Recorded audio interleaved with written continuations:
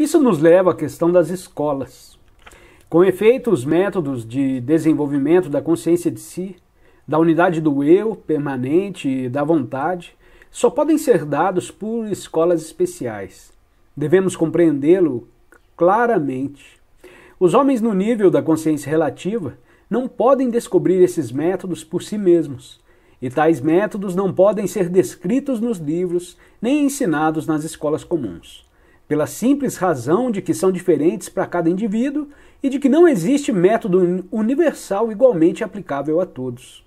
Em outras palavras, isso significa que os homens que querem mudar seu estado de consciência necessitam de uma escola, mas antes de tudo devem dar-se conta de que precisam dela. Enquanto acreditarem poder fazer algo por si mesmo, não poderão tirar nenhum proveito de uma escola. Ainda que a encontrem, as escolas existem somente para aqueles que precisam delas e sabem que precisam delas. A noção de escola, o estudo das diferentes espécies de escolas que podem existir, o estudo dos princípios e métodos de escola ocupam um lugar muito importante no estudo da psicologia, baseada na ideia de evolução. Pois sem escola não pode haver evolução alguma. É até impossível dar o primeiro passo, pois ignora-se como fazê-lo. Menos ainda se pode continuar ou alcançar seja o que for. Isso significa que depois de ter desembaraçado da primeira ilusão, a de já possuir tudo o que se pode possuir, cumpre desembaraçar-se da segunda ilusão, a de poder obter algo por si mesmo, pois por si mesmo nada se pode obter. Estas conferências não são uma escola, nem sequer o começo de uma escola. Uma escola exige uma pressão de trabalho muito mais forte. Nessas conferências, porém, posso dar a meus ouvintes algumas ideias sobre a maneira como as escolas trabalham e dizer-lhes de que modo se pode descobri-las.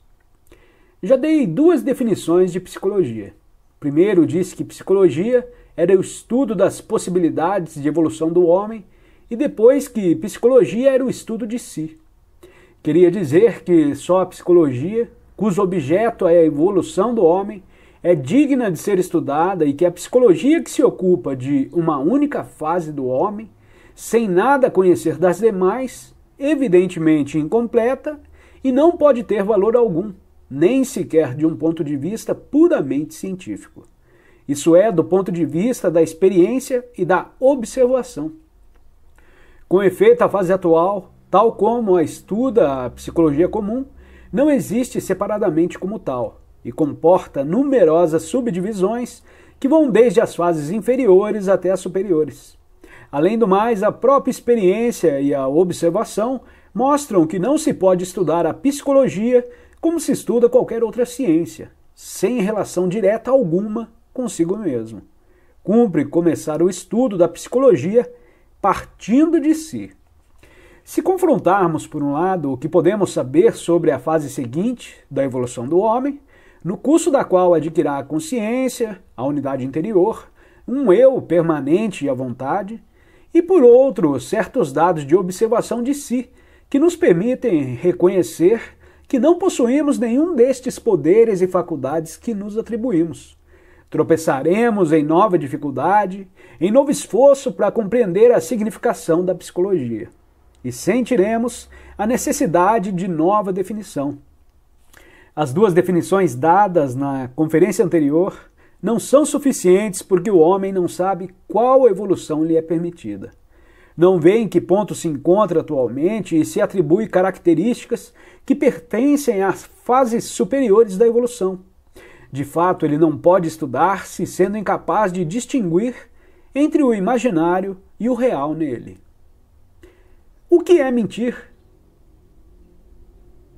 Em linguagem corrente, mentir quer dizer deformar ou, em certos casos, dissimular a verdade ou o que se acredita ser a verdade.